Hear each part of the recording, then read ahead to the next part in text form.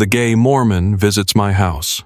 When I opened my door that afternoon, I never imagined that the young Mormon standing in front of me would change everything. At first, it was just a routine visit, a polite conversation, a discussion about faith. But as the weeks passed, something unexpected happened. His eyes lingered on mine for too long. His voice faltered when we were alone. And one day, everything shifted. What happens when devotion collides with desire? Stay until the end. This story is more intense than you think. Before we begin, make sure to subscribe to the channel, like this video, and turn on notifications. Your support helps us bring you more captivating stories like this one. Now, let's dive in. The knock on my door was soft but deliberate, the kind of knock that belonged to someone polite. Someone who had been taught that patience was a virtue. I wasn't expecting anyone, and for a second, I considered ignoring it. But something pulled me toward the door. When I opened it, he was standing there, tall, clean-cut, dressed in a crisp white shirt and a black tie with a name tag pinned neatly to his chest. Elder Rowan, a missionary, a Mormon. His blonde hair was perfectly styled, a contrast to the slight nervousness in his blue eyes. He held a Bible in one hand and a pamphlet in the other, the kind they handed out to people like me, people they wanted to save. "Good afternoon, sir," he said with a warm, rehearsed smile. "I hope I'm not disturbing you." I leaned against the doorframe, crossing my arms. I wasn't religious, never had been. And yet, there was something about him, about the way his fingers gripped the edge of that pamphlet a little too tightly, as if this whole thing made him anxious. That made me hesitate before shutting him down. Instead, I smirked. "Let me guess. You're here to talk to me about God?" Rowan's smile faltered for half a second before he regained his composure. "I'd love to share a message with you, about faith, about—" I stepped aside, surprising even myself. "Sure, come in." He blinked, clearly not expecting that. Most people either ignored him or sent him away. But he recovered quickly, giving me a grateful nod before stepping inside. The moment the door closed behind him, something shifted in the air. I gestured toward the couch. "You can sit." Rowan hesitated, as if considering whether this was a good idea, then carefully lowered himself onto the couch, keeping his posture straight. Too straight, like he was trying to stay in control of something he didn't fully understand. I sat across from him, studying him. He was young, early 20s at most. His hands rested on his lap, but his fingers kept fidgeting with the edges of his Bible. He was nervous. "So," I said, breaking the silence, "tell me about God." Rowan straightened, launching into a well-practiced speech about faith, about how we were never truly alone, about how salvation was possible for anyone willing to accept it. But as he spoke, his eyes kept drifting to me. Just for a second, barely noticeable. But I noticed. I leaned forward slightly, elbows on my knees. "You really believe all of that?" His lips parted, but he hesitated, and for the first time I saw something real in his expression. Uncertainty. It lasted only a moment before he smiled again, as polite as ever. "Yes, I do." Liar. I didn't say it out loud, but I didn't have to. I could see it in the way he swallowed hard, in the way his breath caught slightly when I shifted closer. I let the silence stretch between us before finally speaking. "You're coming back next week, aren't you?" Rowan looked startled. Yes. We visit weekly." I smirked. Good. Because whether he realized it or not, he was already coming back for something more than just faith, and so was I. I didn't expect to think about him after he left, but I did. His voice, his hesitant glances, the way his fingers fidgeted when he thought I wasn't looking. It played in my mind long after the door had shut behind him. Elder Rowan. The picture-perfect Mormon missionary with his crisp white shirt and black tie, talking about salvation while his eyes told an entirely different story. And then, a week later, he was back. Another knock on my door, just like before, soft, patient, like he wasn't sure if he truly wanted me to open it. I did. Rowan stood there, looking just as put together as last time. But something was different. His eyes weren't as steady. "Hey, Elder," I greeted, leaning casually against the doorway. "Hello," he said, his voice just a little quieter than before. He cleared his throat. "I wanted to follow up about our last conversation." I smirked. "Right. You wanted to save my soul." His lips pressed together for half a second before he forced a polite chuckle.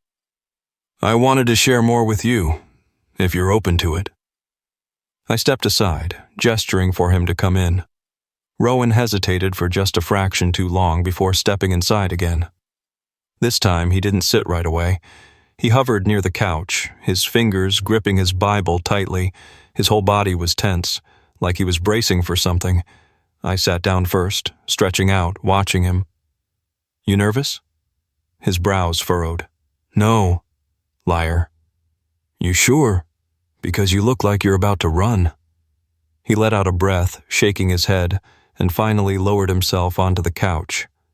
But he sat at the very edge, like he didn't trust himself to relax. I decided to test him. "So, Elder, remind me again what you're here to talk about."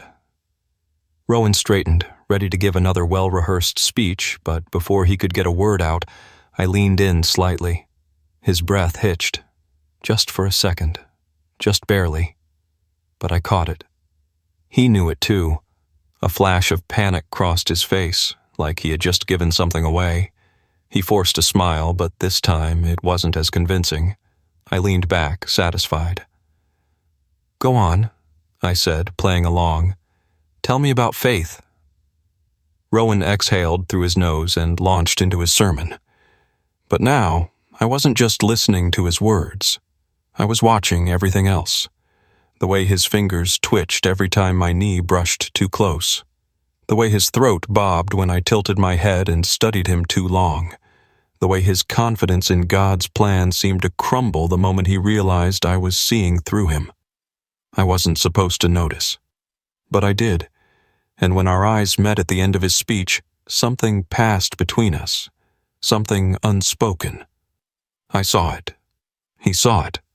Neither of us said a word about it, but he still came back the next week. The third time he knocked, I was already expecting him. It was strange how quickly his visits had become routine. Every week, the same soft knock. Every week, the same polite smile at my doorstep. But what wasn't the same, what changed every single time, was him. I could see it in his posture, in his hesitation. The first time, he was just another missionary doing his duty. The second time, he was nervous but determined. But this time he looked conflicted. I leaned against the doorframe, studying him. "You keep coming back," I said, letting my smirk linger. Rowan swallowed, gripping his Bible just a little too tightly. He paused, then exhaled. "I think our conversations have been meaningful."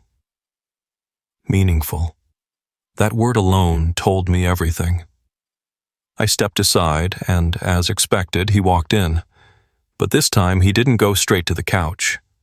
He stood in the middle of my living room, shifting his weight from one foot to the other, like he was struggling with something. I let the silence stretch between us, watching him. "You okay, Elder?" Rowan's fingers twitched at the title. "Yes," he answered too quickly. I've been thinking a lot about our conversations."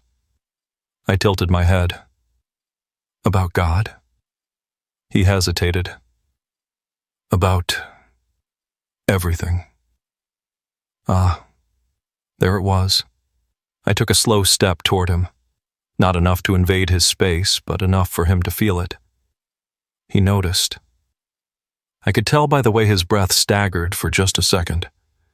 But he didn't step back. I glanced at the couch. "You gonna sit?" He hesitated. Then, after a long moment, he finally lowered himself down, closer than before. The air felt heavier, more charged. I took my usual spot across from him, resting an arm on the side of the couch. "What's on your mind?" Rowan wet his lips, eyes flicking toward me, then away. He opened his mouth as if to say something, but no words came out. I smirked. He was struggling, so I decided to push. "Are you here to convert me?" I asked slowly. "Or are you here because you want to be here?" The question hit him like a slap. His jaw tensed, his grip on the Bible tightening, but he didn't deny it. Instead, he let out a shaky breath and looked up at me. Really looked at me. And for the first time I saw fear. Not fear of me. Fear of himself. I held his gaze, waiting, letting the moment settle. And then it happened. A subtle shift, a flicker of something in his eyes, a silent understanding that passed between us. I leaned forward, closing the space just slightly. He didn't move away, didn't run, didn't stop me. And just before I could say something, just before I could push him a little further, he stood up abruptly. "I have to go." His voice was rushed, breathless. I leaned back, watching as he practically bolted to the door. He fumbled with the handle before finally pulling it open. But just before stepping out, he turned back, eyes stormy with emotion. I'll see you next week," he murmured. And then he was gone, leaving behind a room that still carried his warmth, and a tension that neither of us could ignore. The fourth time he knocked, I didn't open the door right away. I let him stand there for a moment, wondering if he was debating whether to leave. He should have left, but he didn't. I finally opened the door, and there he was. Elder Rowan, standing on my porch in his usual crisp white shirt and black tie. But something about him was different. His face was slightly flushed, his breathing uneven, like he had run the whole way here, and his eyes, God, his eyes, they weren't steady like before. They were conflicted, restless. I leaned against the doorway, smirking. "You ran here, didn't you?" Rowan exhaled sharply, looking away. "No." Liar. He was nervous, shifting his weight between his feet. His fingers twitched at the edges of his Bible, like he was grasping for something, anything, to hold on to. I let the silence stretch between us, enjoying the way he struggled to keep himself together. Then, finally, he spoke. "Can I come in?" This time, it wasn't a rehearsed line. It wasn't polite or scripted or part of his mission. It was a plea.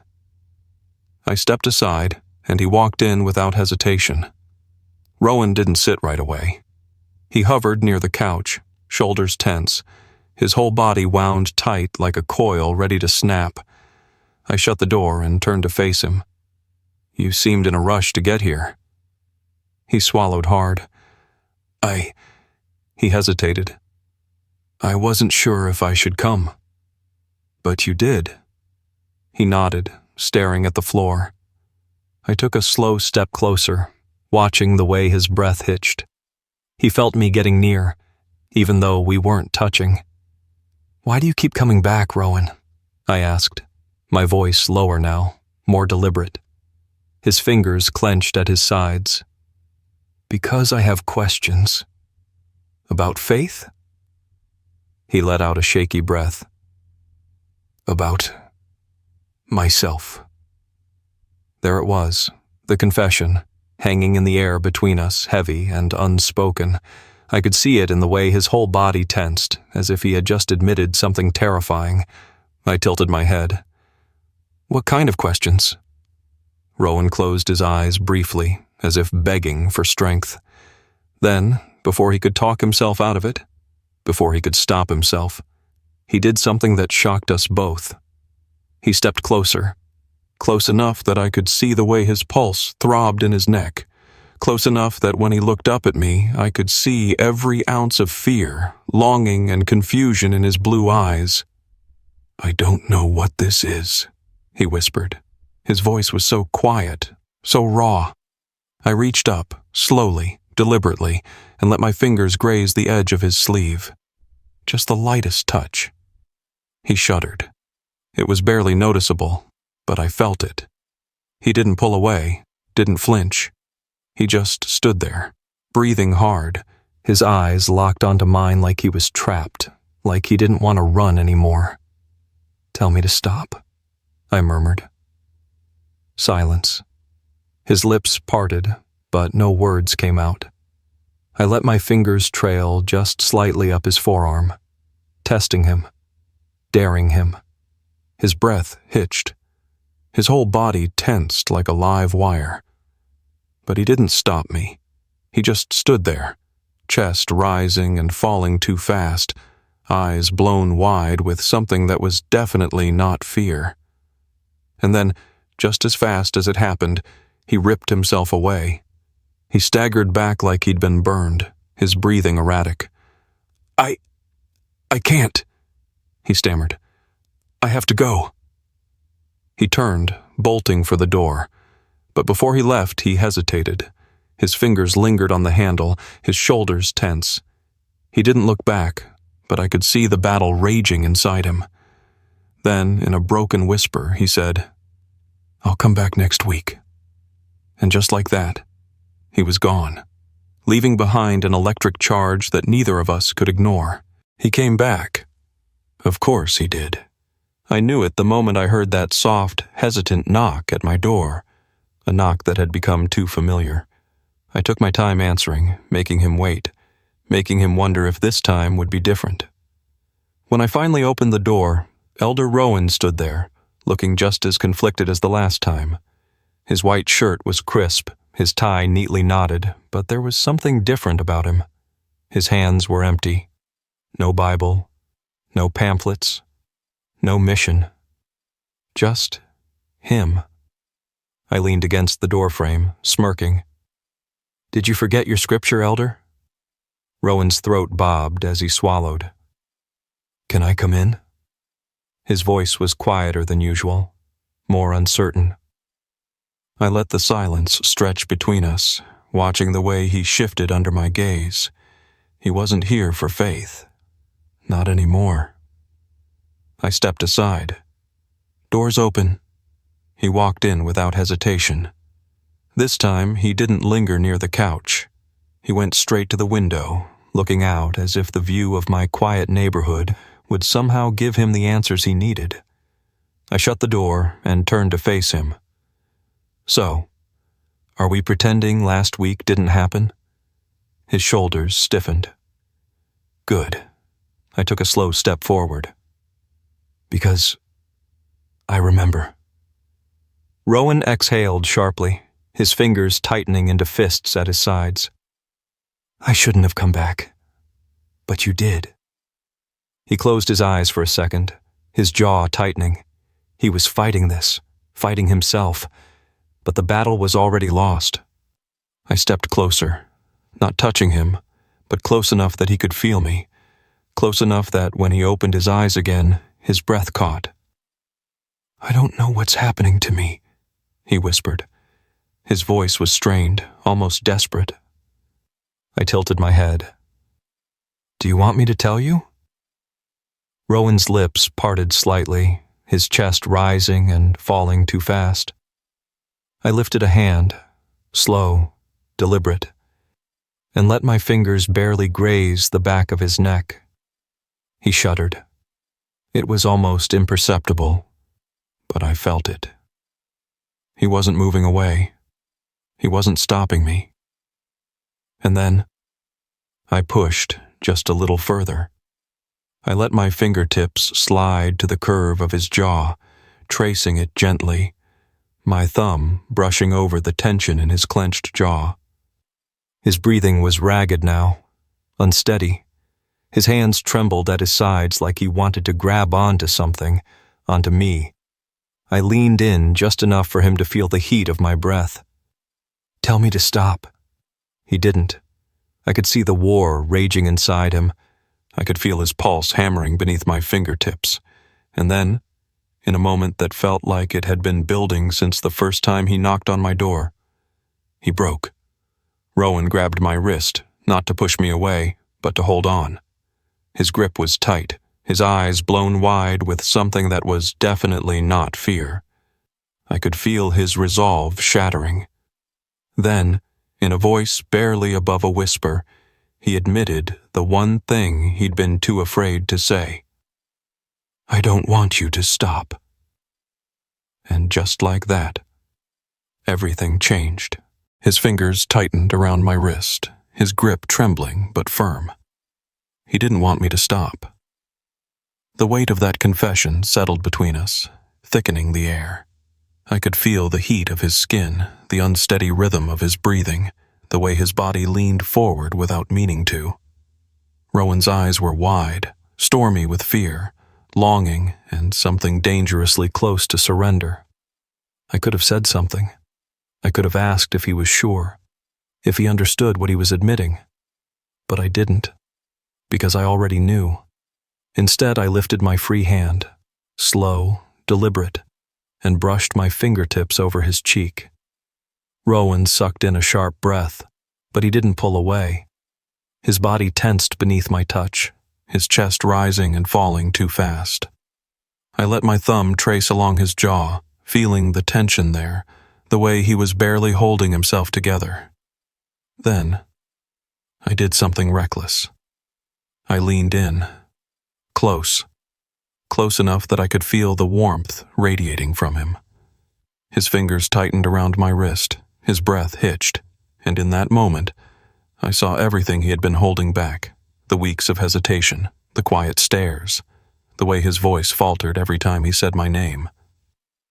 Rowan wasn't just struggling with this, he was drowning in it, and I was the first person to see him, really see him. "I don't want you to stop," he had whispered. But now that the moment was here, he was frozen. So I gave him an out. I pulled back, just an inch, just enough to let him breathe. "If you don't want this," I murmured, "say it." His lips parted, his throat bobbing as he swallowed hard. I could feel his internal war, the battle raging inside him.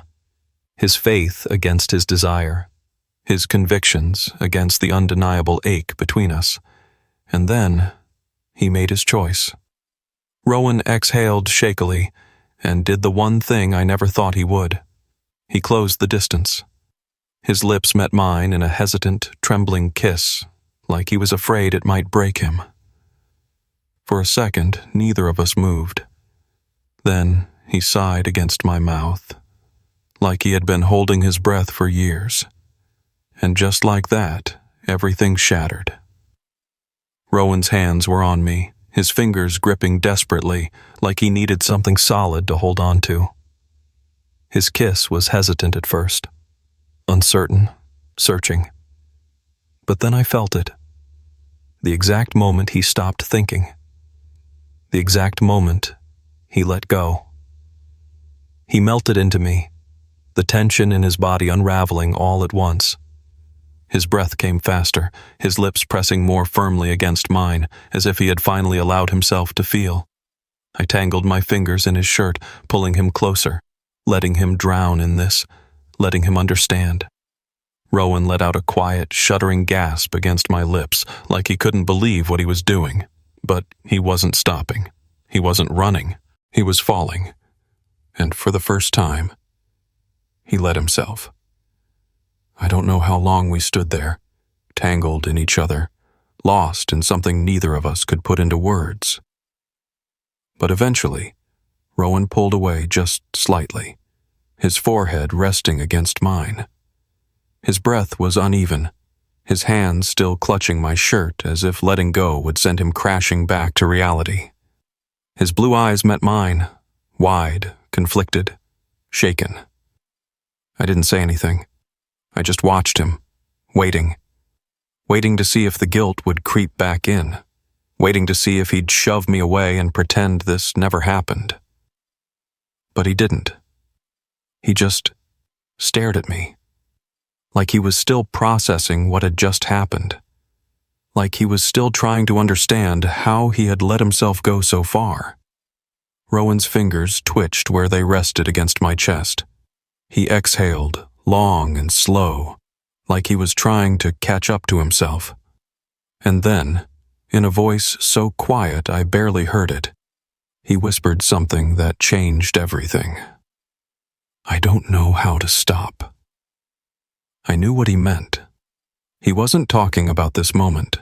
He wasn't talking about the kiss, or the way his body still leaned toward mine, or the fact that his fingers were still curled around my shirt. He was talking about everything.